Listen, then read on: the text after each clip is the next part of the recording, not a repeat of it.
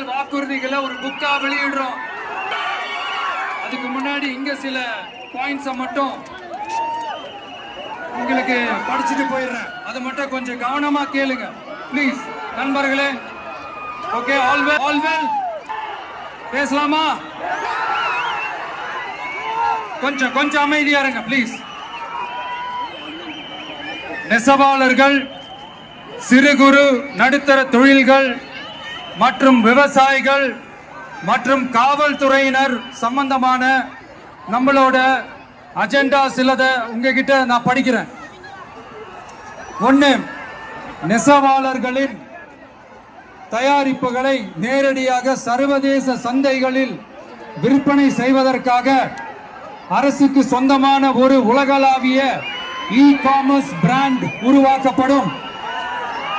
மேலும் முக்கிய நகரங்களில் வெற்றி தறி விற்பனை நிலையங்கள் ஷோரூம்ஸ் அமைக்கப்படும். இரண்டாவது, நிலையற்ற நூல் விலை மற்றும் மின்சார நெருக்கடி சுமையை பகிர்ந்து கொள்ள கைத்தறி மற்றும் விசைத்தறி வைத்திருக்கும் ஒவ்வொரு நெசவாளர் குடும்பத்திற்கும் ஆண்டுக்கு 30,000 ரூபாய் வங்கி மூலம் நேரடியாக சாயங்கள் மற்றும் ரசாயனங்களுக்கு நமது டிவிக்கு அரசால் 50% மானியம் வழங்கப்படும். அடுத்தது, நமது டிவிக்கு அரசில் அனைத்து நெசவாளர்களுக்கும் ரூபாய் 10 லட்சம் ஆயுள் காப்பீடு வழங்கப்படும். மேலும் நெசவாளர்களின் முதியோர் ஓய்வூதியம் மாதம் 3000 ரூபாயாக உயர்த்தப்படும். குறு சிறு மற்றும் நடுத்தர தொழில்களின் வளர்ச்சி, லட்சக்கணக்கான வேலை வாய்ப்புகளை உருவாக்குற துறையில ஒண்ணுதான் இந்த MSMEs. இந்தியாவிலேயே அதிகமான MSMEs இருக்கிற மாநிலங்கள்ல நம்ம தமிழ்நாடும் ஒண்ணு.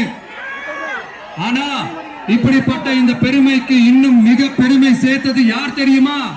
இந்தியாவிலே அதிகமான MSME நிறுவனங்கள் மூடப்பட்டதுல தமிழ்நாடு தான் 2வது மாநிலம். இந்த பெருமையை உண்டாக்குனது தான் திமுக ஆட்சியோட சாதனை. இப்போ இந்த குறு சிறு மற்றும் நடுத்தர தொழில்களோட வளர்ச்சிக்காக நம்ம டிவிக்கு அரசு என்னெல்லாம் செய்யும்னு கொஞ்சம் பார்க்கலாம். முதல்ல, நெருக்கடியில் உள்ள குறு சிறு மற்றும் நடுத்தர நிறுவனங்களுக்கு உதவுவதற்காக ரூபாய் 15,000 கோடி ஸ்டேட் கிரெடிட் கேரண்டி ஃபண்ட் உருவாக்கப்படும். இரண்டாவது, குறு சிறு மற்றும் நடுத்தர நிறுவனங்கள் மூடப்படுவதற்கான மிகப்பெரிய காரணங்களில் ஒன்று 400% மேல உயர்ந்துள்ள பீக் ஹவர்ஸ் மின் கட்டணம்.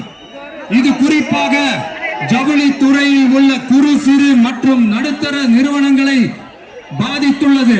டிவிக்கு குறு சிறு மற்றும் நடுத்தர நிறுவனங்களுக்கான MSMEs இந்த பீக் ஹவர்ஸ் மின் கட்டணத்தை நமது டிவிக்கு அரசு நிறுத்தி வைக்கும். அடுத்தது, விரிவான ஆய்வுக்கு பிறகே மின் கட்டணத்தை முறைப்படுத்தும். மேலும் குறு சிறு மற்றும் நடுத்தர நிறுவனங்கள் அடுத்து வரும் 5 ஆண்டுகளுக்கு 100% மின்சார வரி விலக்கை பெறும். அடுத்தது, குறு சிறு மற்றும் நடுத்தர நிறுவனங்கள் உலக அளவில் போட்டி போடுவதை உறுதி செய்வதற்காக அவற்றை நவீனமயமாக்க ஒரு யூனிட்டுக்கு ரூபாய் 50 லட்சம் வரை என்ற அளவில் 35% நேரடி மூலதன மானியத்தை நமது டிவிக்கு அரசு வழங்கும்.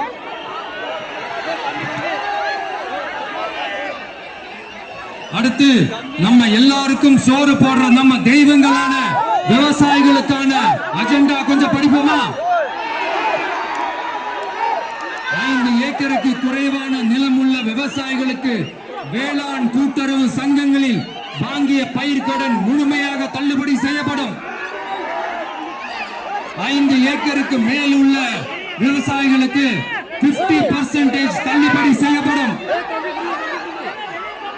அடுத்தது, குறைந்தபட்ச ஆதரவு விலைக்கு MSP சட்டப்பூர்வ உத்தரவாதம் வழங்கப்படும். நெல்லுக்கு ஒரு குவிண்டாலுக்கு 3500 ரூபாயும், கரும்புக்கு டன் ஒன்றுக்கு 4500 ரூபாயும் வழங்கப்படும்.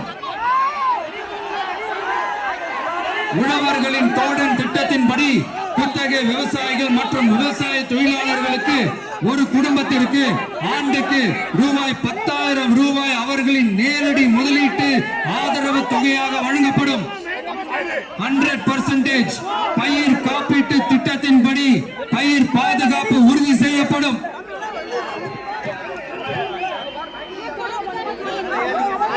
கடைசியாக நமது அரசு ஊழியர்களின்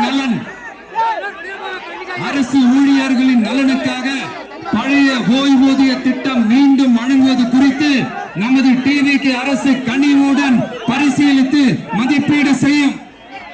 அடுத்தது 5 அல்லது அதற்கு மேற்பட்ட ஆண்டுகள் தொடர்ச்சியாக அரசு பணியை நிறைவு செய்துள்ள அனைத்து தற்காலிக ஆசிரியர்கள், செவிலியர்கள் மற்றும் எழுத்தர் பணியாளர்களை நமது டிவிக்கு அரசு பணி நிரந்தரம் செய்யும்.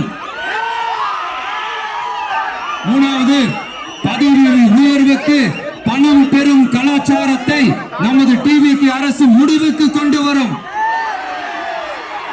அனைத்து அரசு ஊழியர்களின் இடமாற்றங்களும் வெளிப்படையான மற்றும் கால வரையறைக்கு உட்பட்ட முறையில் நடைமுறைப்படுத்தப்படும். 4வது, காவலர்களின் அடிப்படை மாத ஊதியத்தை 18,200 ரூபாயிலிருந்து 25,000 ரூபாயாக நமது டிவிக்கு அரசு உயர்த்தும்.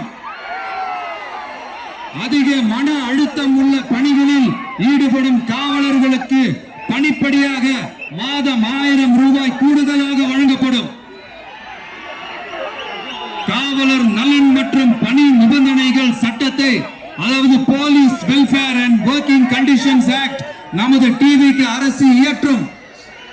அச்சட்டத்தின்படி காவலர்களின் பணி நேரங்கள் முறைப்படுத்தப்படும். அதிக பணி சுமை கொண்ட காவலர்களுக்கு வாரத்திற்கு ஒரு சுழற்சி முறை விடுமுறையை உறுதி செய்யப்படும்.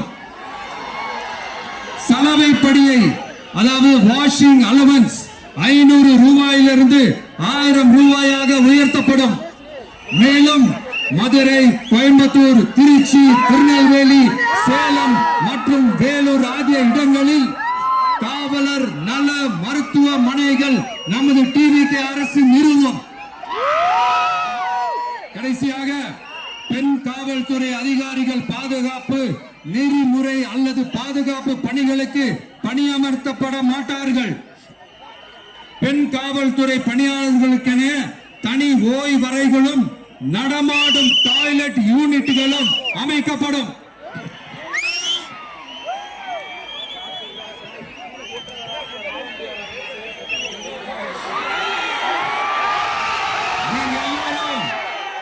இந்த விஜய 100% நம்பலாம்.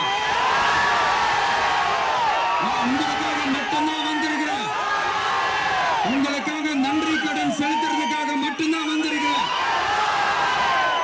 பொய் வாக்குறுதிகள் கொடுத்து நான் உங்களை ஏமாத்த மாட்டேன்.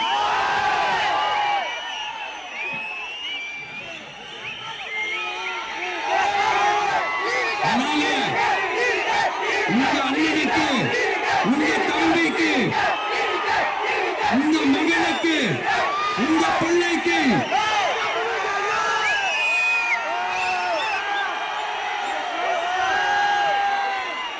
ஒரே ஒரு வாய்ப்பு கொடுங்க. தயவு செஞ்சு விசில் சின்னத்துக்கு ஓட்டு போடுங்க. இது ஒரு விசில் புரட்சி தேர்தலா இருக்கணும். கான்பிடென்டா இருங்க. நல்லதே நடக்கும்.